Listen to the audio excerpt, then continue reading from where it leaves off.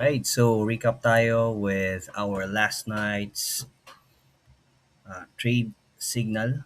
Okay, so before anything else, we had a signal na we are selling gold.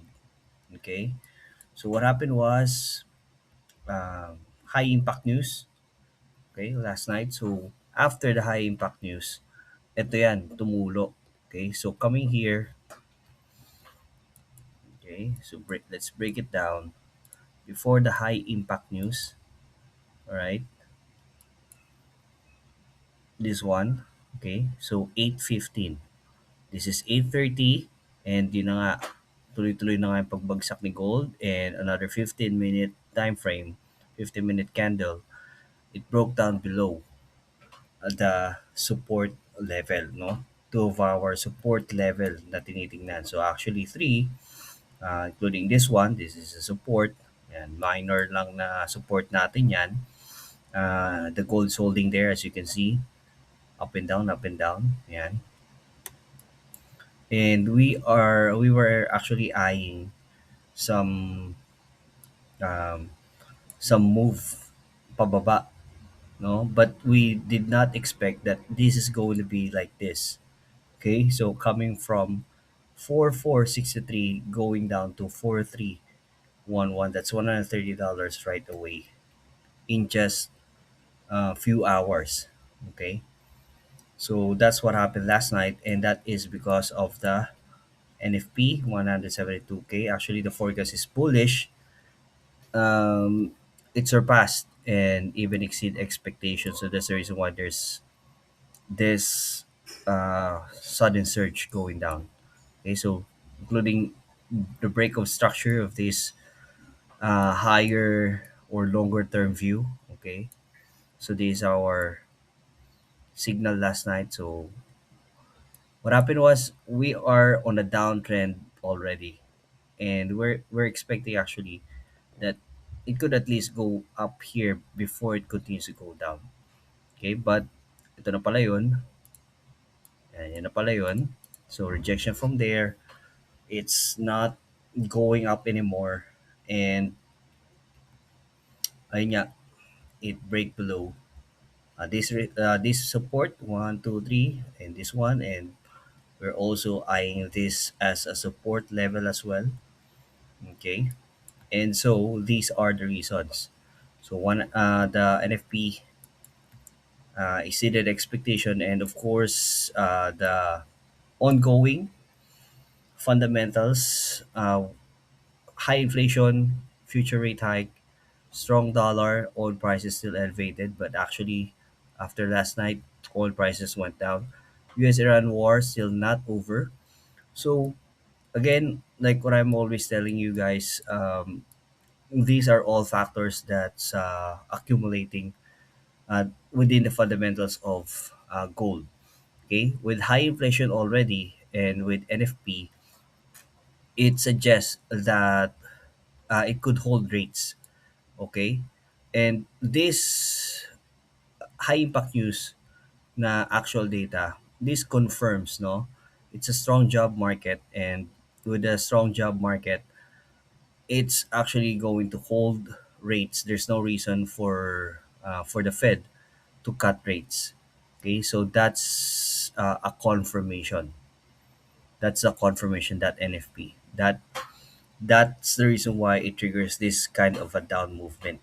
Okay, with these already fundamentals, high inflation, na syempre if you have high inflation, you're not gonna cut rates because it's gonna surge the inflation already. So may usapan na rin na future rate hike, but more on holding rates. Okay, and it's a strong dollar already before the start, and oil prices, since this is the main reason why there's a high inflation, and this triggers it. And if the upcoming other news like CPI goes up, or the inflation is confirming this one, then we might see lower or more bearish gold. Okay, so that's going to be next week. And after the breakout, we actually uh, have this as a sell stop, no? Position tayo dyan as a sell stop, and we were only just targeting this for 380. Yan. But it went down below to as low as 4310. So if you were able to trail this one, then congratulations to you. So paano ba natin ginagawa yun? Once it triggers a sell stop, then it continues to go down, di ba? So this one, okay. So dito pa lang, na-trigger na yung sell stop, and then it went up, hindi siya na-trigger yung stop natin kasi hanggang dito lang siya. So you actually had that opportunity. Kung hindi kayo nakapag-sell stop dyan, then you were able to at least get a ride here. Okay? So from there, and it continues to go down, and once it breaks this level, this candle, then you can actually move your stop in a break even. Okay, so at least you're trading risk free. Okay, so whatever happens, kahit hindi nyo na take profit, at least hindi kayo natanggalan or hindi kayo nagkaroon ng loss. So kung bumalik man yan, okay lang. Hindi kayo nagkaroon ng loss. That's the important one. And what do you need to do? You can actually remove the take profit if you see that the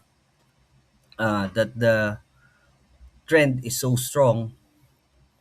Then you can remove the take profit and actually trail this one. So if you were able to remove the take profit once it hits this one, it closes here, this candle close here, then you can actually move your stop loss here. Okay, so again, pag nabalikan tayo, at least we are on a positive level. Okay, we are trading risk free, and we are already on a profit. Okay, so from 4423 down to 4410, that's already a $13 move. Okay, so once it breaks below again, yan, then you can move your stop loss again. Yan. So hindi pa rin siya nababalikan, no? So once you see some structures, yan,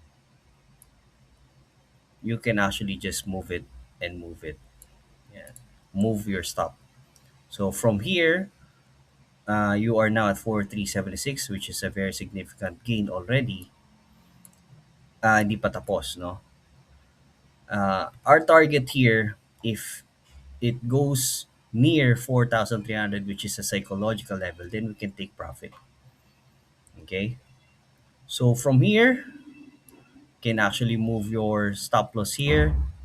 If it close below here, then yun yan, no? Move lang natin ng move. Until such time na mabalikan siya, or until such time na makapag-decide ka to take profit, no? So kung hindi ka pa nakapag-take profit dito, I highly suggest that you do.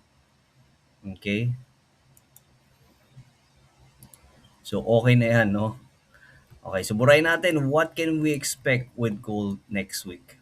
Okay, so we are still on a bearish bias next week. Okay? But okay, here's another one, and it completes the downtrend channel. Okay? So what can we expect? We can expect at least to have some bounce. Okay, if it's not going to have one, then you may have your sell stop below. Okay, so let's go on the higher time frame. Yeah. Okay, so we are here already, which is this one. Okay, so it's not a coincidence.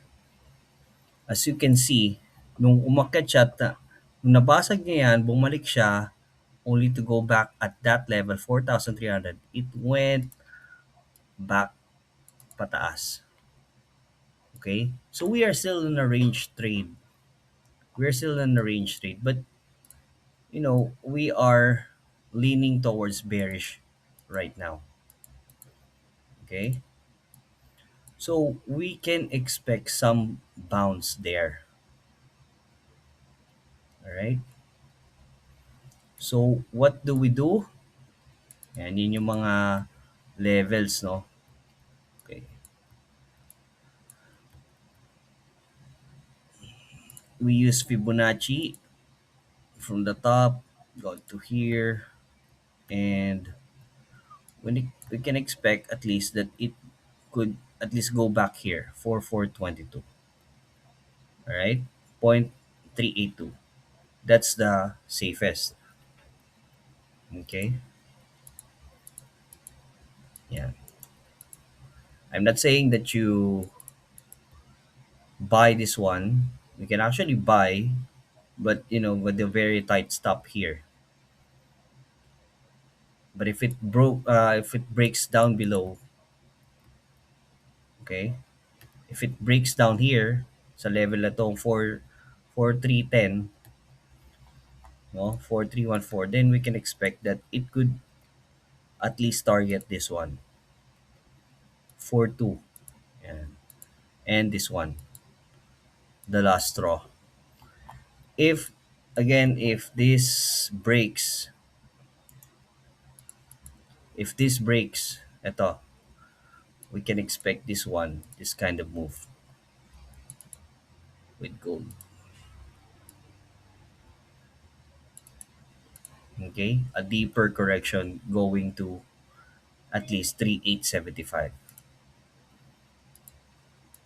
Okay, that's our longer term view if this breaks. Okay, kasi as you can see, anticipating. We are just anticipating here,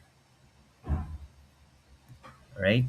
So again, if this doesn't hold, if this support level doesn't hold, then we can target this one and this one. We can use sell stop, no? Pending orders are very powerful too, so utilize it. So pulang-pulang kadila yan, and this one. Yeah, it's gonna give us 1 is to 1.53 risk to reward ratio. Okay, 1 is to 3. All right. That's how we plan to have. That's how we plan to trade gold next week, Monday. So you do your own. Again, I am gonna buy this one at this level, but with a very tight stop. We are anticipating at least a very quick bounce here. If it's not, then meron tayong abang dito, and this is gonna give us 1 is to 3 risk to reward ratio. So if we are going to lose here sa buy natin for 325 going down here, masasalo ng profit natin ito dito. Okay? So we can at least break even or have some profit here sa sell stop natin.